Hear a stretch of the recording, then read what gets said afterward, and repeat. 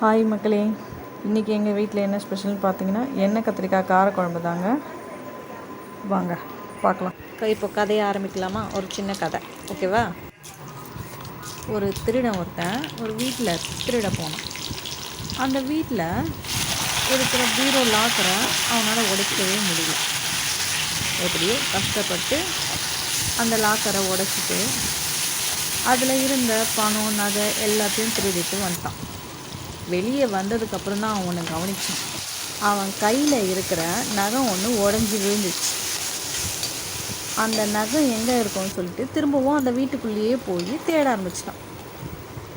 தேடிட்டு அங்கேயே தூங்கவும் ஆரம்பிச்சிட்டான். பொழுது விடிஞ்சு உரிமையாளர்கள், அந்த வீட்டோட உரிமையாளர்கள்லாம் வந்துட்டாங்க.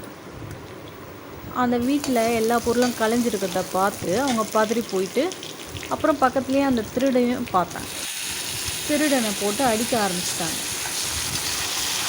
அதுக்கப்புறம் தான் ஒரு விஷயம் தோணுச்சு. ஏன் இவன் திருடிட்டு இங்கேயே இருந்தான், இங்கேயே படுத்து தூங்கினான்?